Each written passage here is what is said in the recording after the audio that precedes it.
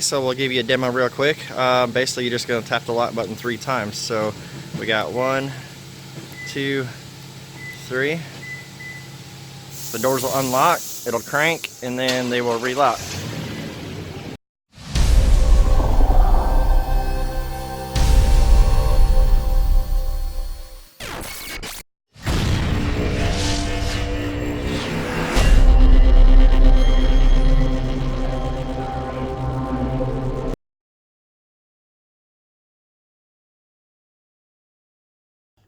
So the first thing that we're going to do is remove the lower steering shroud right here underneath the steering column.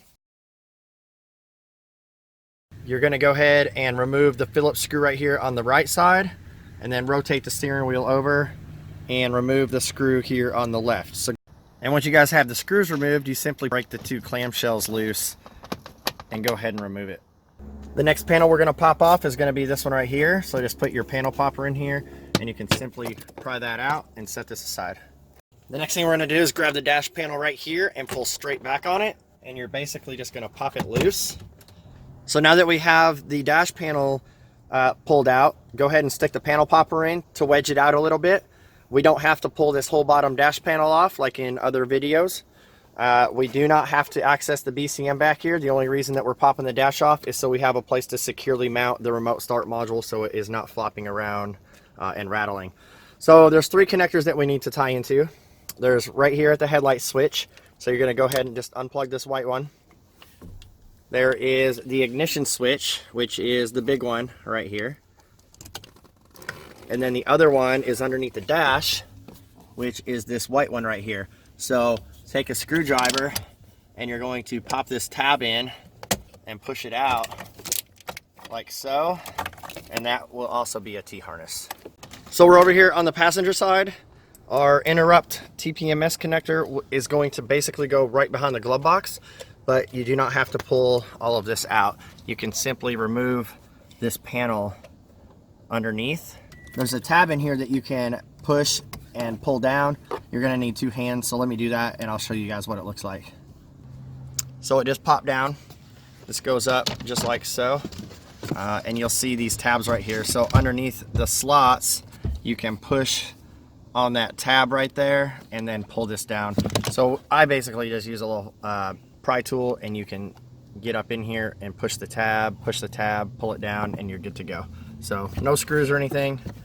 You got 1, 2, 3 tabs, 4 tabs, and then a push clip right here. I'm gonna give you guys a quick rundown on the wire harness before we jump in the truck and install it. You'll notice over here that we have the heavy gauge harness. This is our main ignition harness. The secondary harness right here, we have an OBD2T harness, and then this is our parking light switch harness. Up here, these will be our remote start module connectors.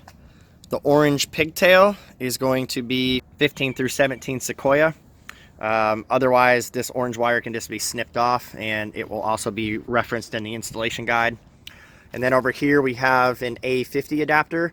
So basically how this works is you plug it into here, and then we have 1, 2, 3 connectors right here that plug into the remote start module. And this is going to be our interrupt that goes over behind the glove box, and we will show you how to install that here in a second.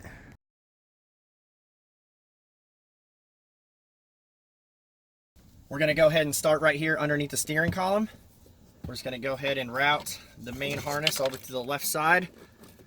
Since we took our ignition harness out of its socket already, we're simply just going to plug it in to ours, and then take the other end of ours and plug it into the actual ignition switch, and make sure you plug it in there where it clicks in. The next harness up here we're going to install is the headlight switch harness. So you basically just plug this right into ours, and then take the other end of ours, plug it right back up into the switch. Make sure it clicks in. The yellow loop here, you're going to cut if you guys have auto headlights. So look on your headlight stock. If it says auto, snip that yellow wire in half. If you do not have auto, just leave it intact like so. The white wire is for the Scion XD. It has a different plug here, so this will have to be hardwired. Obviously on the Tundra and Sequoia, we just snip this off, put a little tape around it, and you're good to go. So now go ahead and route this over on this main loom. You're going to zip tie it down the loom, and then we're going to come over to the left behind this metal dash brace here. Once you guys are over here, take the OBD2 T-harness, and you're just simply going to drop it down underneath the dash, right where your factory one is. Once you have it down here, you're going to go ahead and take the end of ours that matches your OEM connector and just plug it straight in. And then you're going to take the other end of our harness and pop it right back into the metal mounting plate right here, like so. So we're over here on the passenger side. Our interrupt TPMS connector is going to basically go right behind the glove box.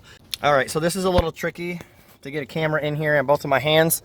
So we're gonna go underneath the dash, and basically what I tell people to do is find the airbag loop right here, which is the yellow wire, and go straight up, and you're gonna see the gray box that's mounted to the frame. And this is our connector right here, this white one. So let me go ahead and unplug that. I'll install the T-harness, and then you guys can see what it looks like. So we got the factory connector unplugged. As you can see, it's plugged into our harness. And then you're simply going to take the other end of ours and put it up here behind the dash and plug it into that module. And once you have that, we're gonna go ahead and route the pigtail portion with the red connector. You're going to zip tie it to the wire loom that comes over, and then simply fish it over to the driver's side. And basically what we're gonna do is tape it on to our little long zip tie or fish tape or whatever you guys wanna use. And we're gonna route it over to the driver's side. So there's lots of room right here in front of the center console. You just go over with your zip tie or fishing tool or whatever it is. You're gonna tape the red connector onto here. Make sure that you guys tape all the way around the connector because you don't wanna pull the wires out of it. Fish it over, pop this panel on, plug this into the A50 over on the driver's side, and the harness is complete. Because firmware and programming can change, we are not going to show that in the video. Please refer to our installation guide for the most up-to-date programming procedure for your remote start kit. Basically, you're just going to tap the lock button 3 times. So we got 1, 2, 3.